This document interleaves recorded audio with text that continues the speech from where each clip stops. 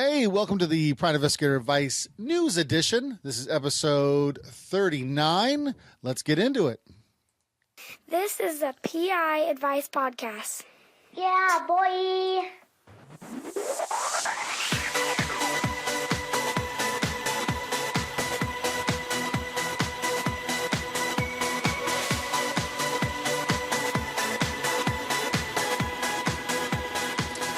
What's going on, everybody? This is Andrew with the Prime Investigator Advice Podcast.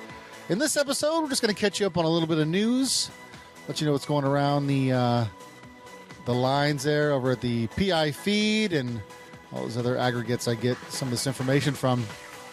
But yeah, welcome. I've been doing a lot more of these lately, and I hope you're enjoying them as much as I am enjoying doing them. So let's get right into the news here. The first news article that I found was from the valleynewslive.com website.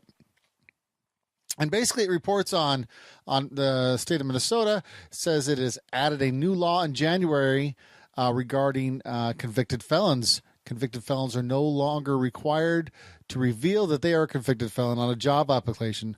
This law is supposed to help felons have an easier time finding a job, I guess, after they get out of jail. How does this affect employers? Well, it can potentially help them decide between candidates when they actually click on that, when they click on saying I'm a felon or whatever they mark on the application. And apparently, Minnesota and some other states actually provide tax credits to employers who hire felons. One of the big things that I saw with this was, and I'm not a professional in this regards, but when you're hiring somebody, I mean, knowing that someone's a felon or has been incarcerated is kind of like a character, a piece of character that you want to know about when hiring somebody. And I think it's important for employers, and they should have that information. But, and that you should also, be able to say, you know what, I'm going to give you a chance despite you being a felon. But on the flip side, I can definitely see how the states may be a little more concerned about felons having a hard time getting gainful employment when they get out. So yeah, that's that. I'll post a video on there. It gets a little more in depth. But yeah, that's definitely some. I don't know how many states are actually doing it. I think they report in the original article, but I don't think it's that many.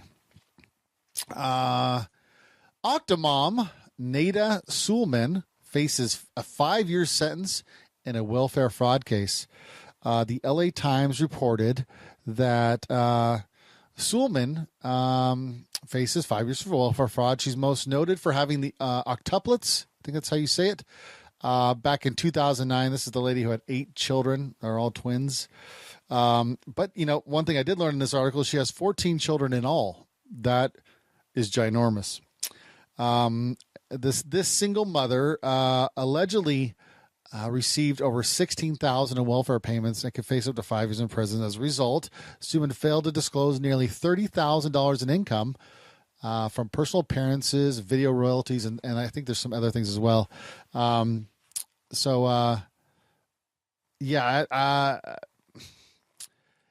feel bad for this lady in more ways than one. But yeah.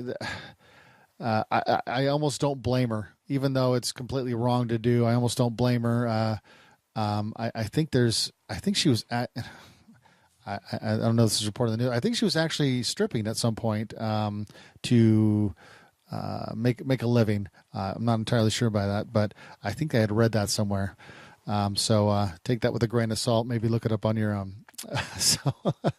Let's see what else is here.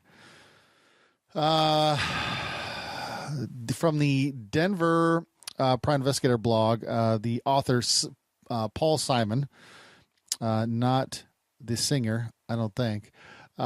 He reports that Denver revises Prime Investigator the Prime Investigation license in categories based on experience. And so I did a little reading. I'm going to kind of read a little bit here for you. Legislation making licensing for private investigators in Colorado mandatory has already been revised.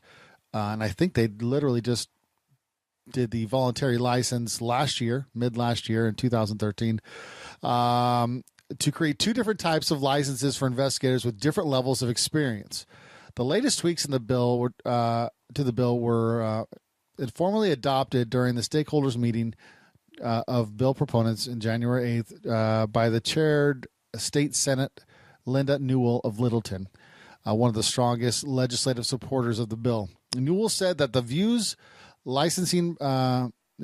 she views licensing private investigators as protecting the industry and honoring the profession. Colorado is one of the 6 states that don't mandate licensing, and Newell said that she has heard stories of private investigators actually coming to the state of Colorado because they couldn't practice in other states. Such a system would enable customers to know if the level of experience of their investigators they're considering hiring, and would be a guide to what the investigators would charge. With more experienced investigators presumably charging higher fees. Wow. So I think this is actually, I think this month is this actually being looked at. Here's what as I'm reading the actual article, there's more to this article, which I'll post from the Denver Private Investigator .wordpress.com website. But here's what I see between the lines here, and many of the private investigators or the people who want to be private investigators, they're going to find issue with this. And so here's my concern. What I read in this article is I read that the proponents of this bill are, if I would have to guess, and I don't have any inside information here,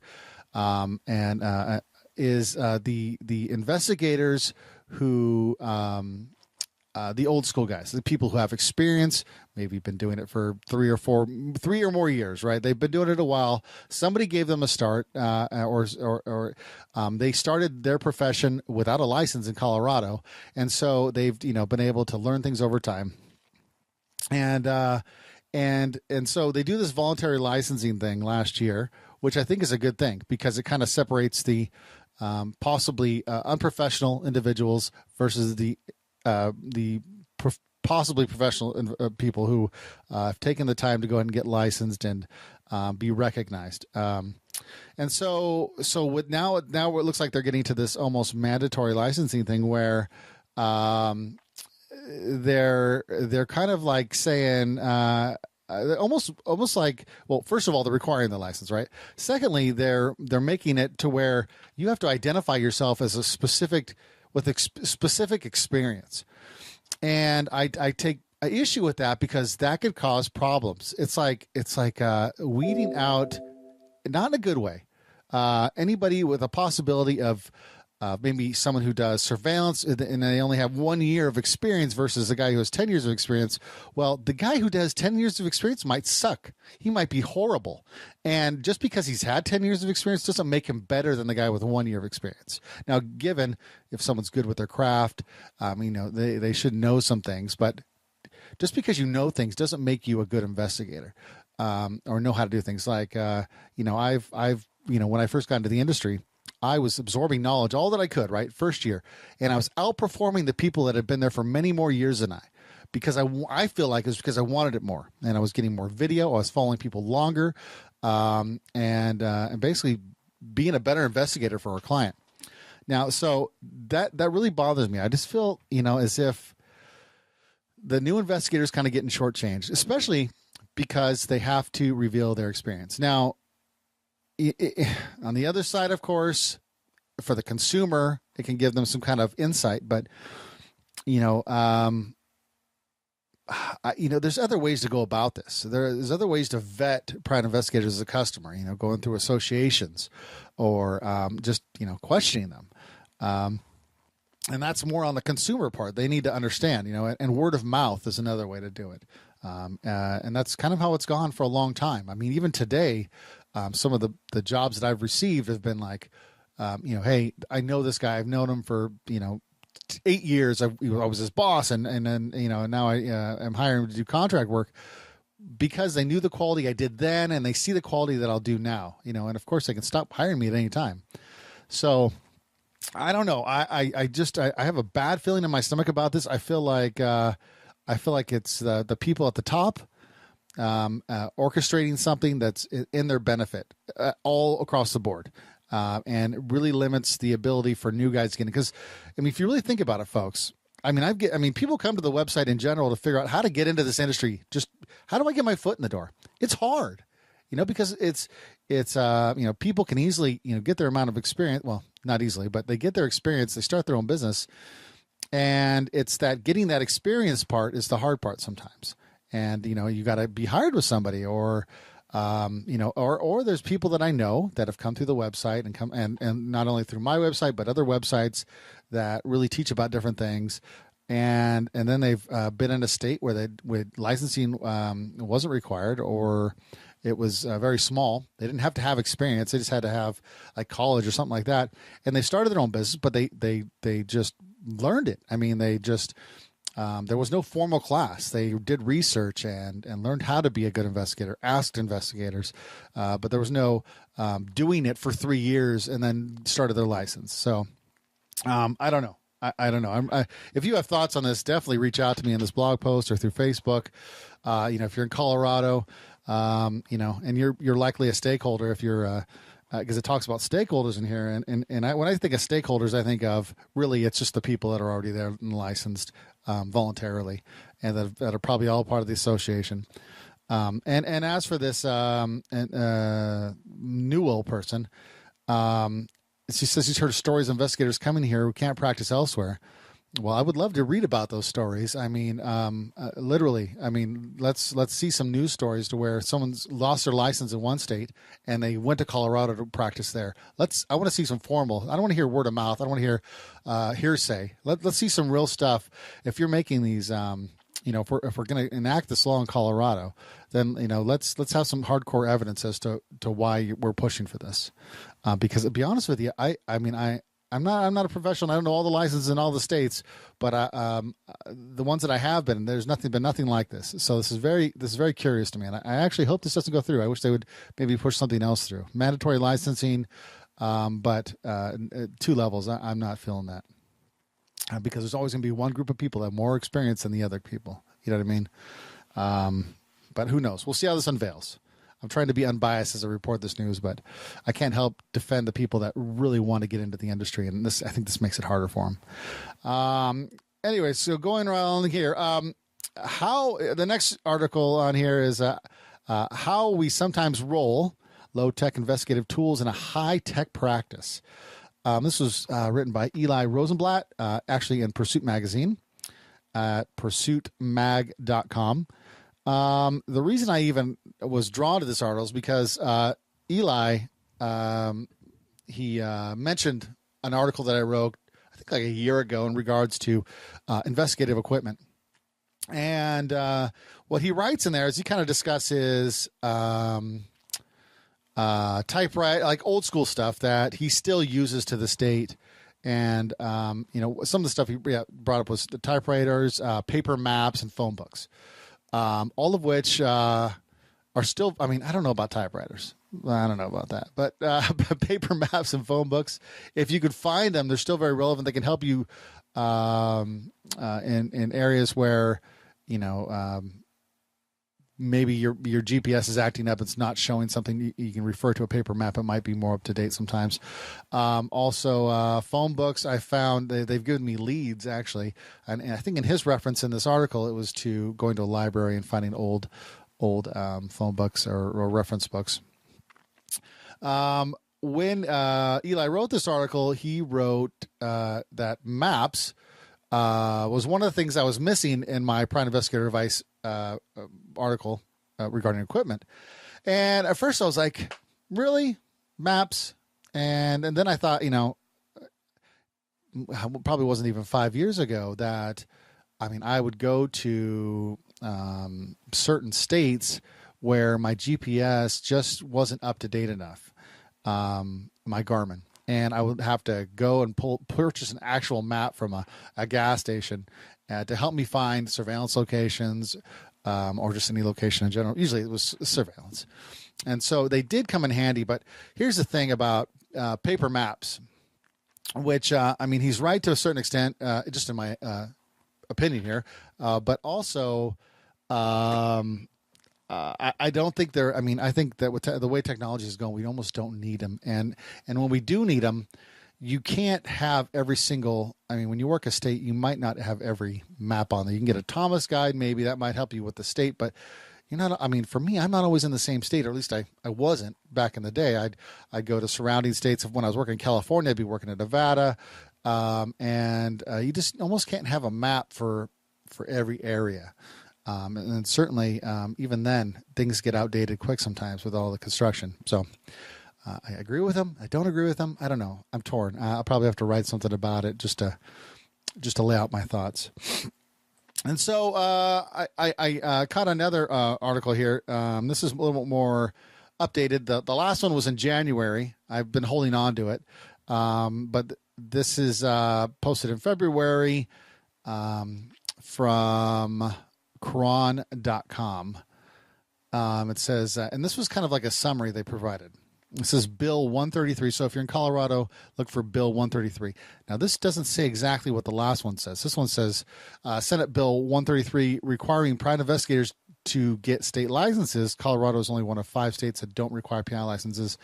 The bill would require Colorado private investigators to get a state license for the first time since 1977.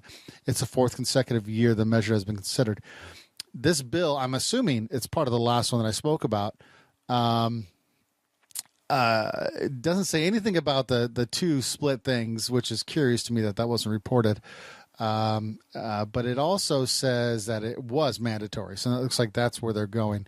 Now I haven't spoke with anybody with the Colorado, Investigator Association or anything like that, but yeah, just something to look at, keep an eye on, especially if you do work in Colorado. Obviously, if you're licensed there, definitely want to think about that. The next one from Pursuit Magazine is how private investigators can help protect brands and intellectual property. Now, this is actually something probably good to check out. The author, Mark Cusick from Cusick and Cusick, which I always seem to find something of his I'm interested in, or the PI firm. It basically says it talks about how to uncover intellectual property and theft, and also talks about the hidden costs of counterfeiting. Now, when I've done some stuff with just in the insurance field, we received cases over the years where there would be companies impersonating kind of like different designs. Like I remember, I think it was Food for Less was a grocery store in California. I don't think I've seen one in Washington. And then they also there was another grocery store nearby that was like Food for something, and the font was on the sign was exactly the same color. The signs inside imitated Food for Less's, and so I was to go in there and document all that stuff covertly, because usually people don't let you take pictures inside stores, especially without their permission. And then in the loss prevention field, my brother did this a lot when he was looking for, now I can't think of the name. Anyways, yeah. So he worked for the Gap, and they would go to, they look on eBay, and they would go to, I'm drawing a blank here. Not garage sales, but things of that nature. Flea markets. Gosh, what's wrong with me? Flea markets. You go to flea markets, and they would identify people selling counterfeit goods, whether they be counterfeit or stolen. They'd go for both. So that's actually a big business to find that stuff, and if you can incorporate that to your business model somehow, you just at least offer it. Say, hey, I can go document this stuff. I remember one time I think it was a Macy's, and there was a stand in there selling something, and I remember I had to take pictures of it. And as I walked in there with my spy cam. Now this was pre 808 camera. This was me with a pager camera and a bag, and I walked in there with another investigator I was training, and I just trying to get video of this display set, because apparently it was the same as somebody else's, or I can't remember the exact details of it, but I had to document it in there. And I think the people in there thought I was trying to steal stuff because of, I don't know, maybe we just looked fishy. Anyways, that's what we had to do. We had to document that and got it back to the client. It's been a long time. I can't remember all the details of it, but definitely some casework in there. Secret shopper stuff. all that kind of stuff can help you out with your business. So with that being said, that is going to do it for Private Investigator News. I will try to do Zoom more frequently. I've kind of had a big gap there, but I hope you enjoyed. I hope these helped. Now give me a day or two and I'll have these a summary of each article and the links to the original articles posted in the Private Investigator Advice website. Also, I'll probably try to add another thing for news in there, so you guys can go straight to that without having to search too much on the podcast or blog area. So with that being said, I just want to thank you guys for listening again, and take care. If you have news articles you think should be in any of these podcasts or should be written about or maybe delved in a little bit further, let me know. Email me at piadvicehq@gmail.com. Or also, you can just always message me on the Facebook page. If you haven't joined the Facebook page, definitely do so. Also, don't forget our sponsor, investigatormarketing.com. In February of 2014, he's offering 10% off a website of 5 pages or more. Listen, we're just going to keep talking about it. You know you need a good website. If you have one, and it's not doing what you want it to do, give him a call. Maybe he can talk to you about adding different things in there to help your website be optimized. Make sure you're just doing all the right things to get ranked. I mean, it might just be impossible, but at least talk to him, find out. Maybe he can help you. I don't know if he's going to give you a 10% discount, but I think that only applies to new websites. But at least maybe pick his brain. Maybe he might be able to help you in a different way. And check him out. Give him a call. Get the number from the investigatormarketing.com. Just visit the site. See some of the work that he's done. If you're not impressed by it, then you probably don't want to go with him. But I've seen it. I have been impressed by it. It's very clean. The content's always really good in there in regards to the websites he makes, which helps it get ranked better when it's written a specific way, not only to your clients or your future clients, but in a way that Google recognizes what kind of business you have. Anyways, with that being said, you guys have a wonderful day, and I'm going to get out of here.